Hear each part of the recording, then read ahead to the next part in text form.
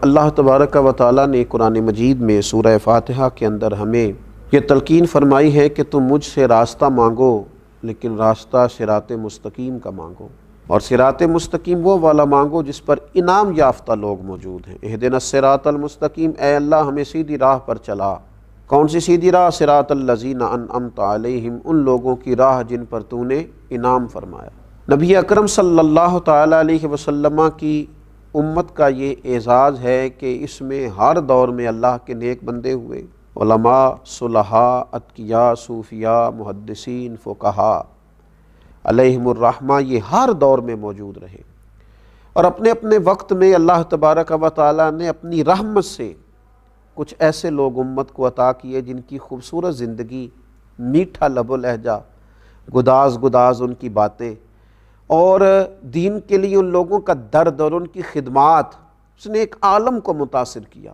آپ سب حضرات جانتے ہیں کہ میرے قبلہ عالم، مرشد عالم، سیدی سندی مرشدی حضرت تاج الشریعہ الحاج الشیخ مفتی محمد اختر رضا خان صاحب رحمۃ اللہ علیہ، آپ نے عالم اسلام میں دین کی خدمات سر انجام دی۔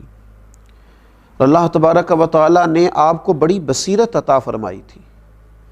دنیا کے کس کونے میں، کس جگہ کوئی شخص خدمت دین کا فریضہ سر انجام دے رہا ہے، آپ اسے بخوبی جانتے بھی تھے، اور پوری دنیا سے آپ نے ان لوگوں کو رابطے میں بھی لیا اور عالم اسلام کو جوڑنے میں ایک اہم کردار بھی ادا فرمایا۔ میں نے اپنے مرشد کامل سے ایک شخصیت کا تذکرہ سنا، اور ایک دن ہی میں اس تذکرے کو سن کے میں عجیب حیرت میں چلا گیا کہ وہ کتنا کو بڑا آدمی ہے جن کا تذکرہ اتنا بڑا آدمی کر رہا ہے۔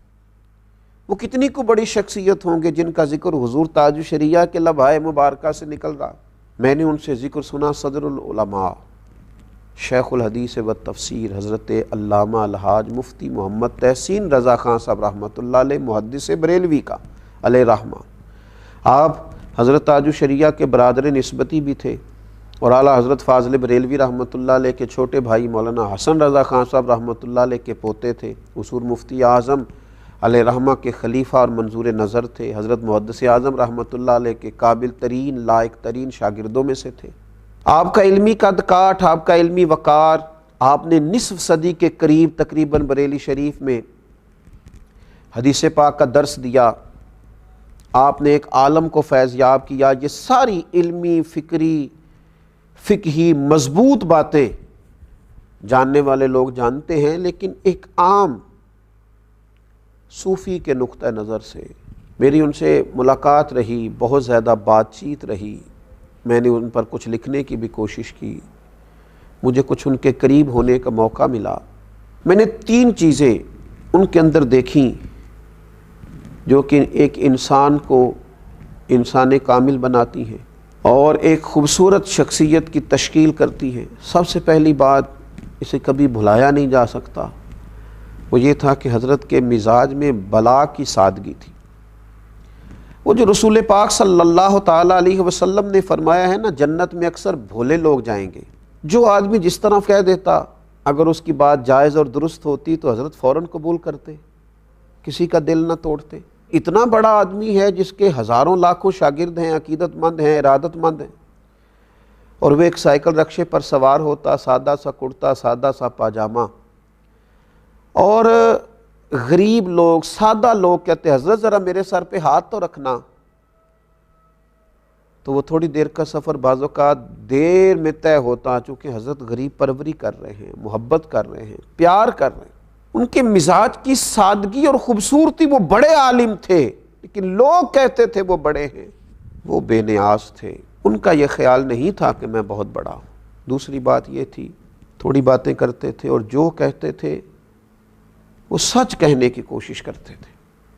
میں ان پر کچھ لکھنا چاہ رہا تھا، میں نے لکھنے میں لکھ دیا کہ حضرت تہجد کے وقت اٹھتے ہیں، تو فرمانے لگے یہ ہر روز کا میرا معمول نہیں ہے تہجد میں اٹھنا، میں رات کو دیر تک مطالعہ کرتا ہوں، صبح مجھے پڑھانا ہوتا ہے، تو میں فجر میں الحمدللہ اٹھتا ہوں، لیکن اس کو آپ درج نہیں فرمائیں، اس لیے کہ جس کام پر میرا پورا معمول نہیں ہے۔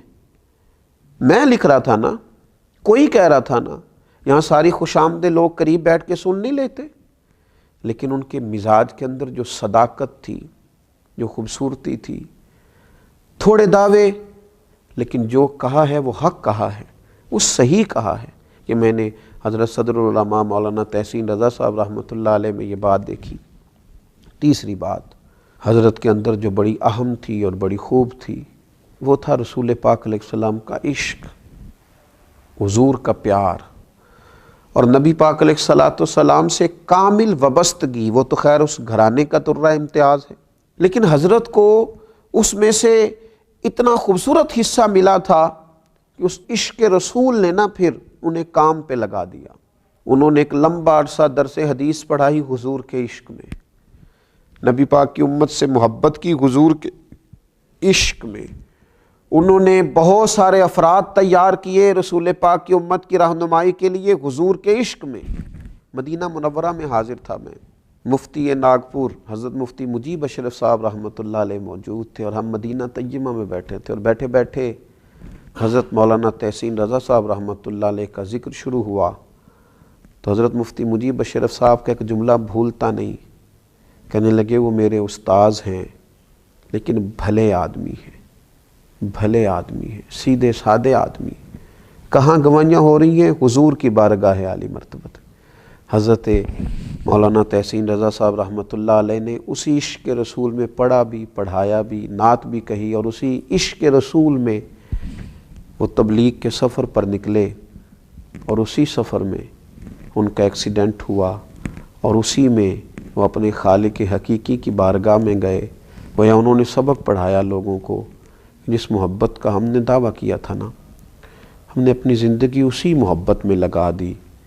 آج بھی ان کا مزار ہے، ان کے شاگرد ہیں، ان کے ارادت مند ہیں، مجھ جیسے بہت سارے لوگ ہیں جو حضرت تحسین ملت رحمۃ اللہ علیہ سے نہ صرف یہ کہ محبت کرتے ہیں بلکہ ان کے نام سے اپنے دل میں سکون محسوس کرتے ہیں۔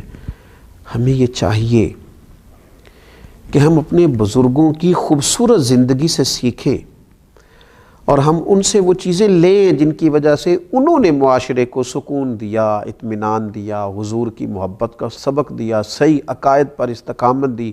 اللہ تعالیٰ ان کے مزار پر، اور ان کے برادر عزیز کا مزار بھی ان کے ساتھ ہے، وہ بھی بڑے کمال آدمی تھے، صوفی باصفا تھے، تینوں بھائی بڑی شان والے تھے۔ میں نے ان کے ساتھ بھی وقت گزارا، حضرت قبلہ الحاج مفتی محمد حبیب رضا خان صاحب رحمۃ اللہ علیہ۔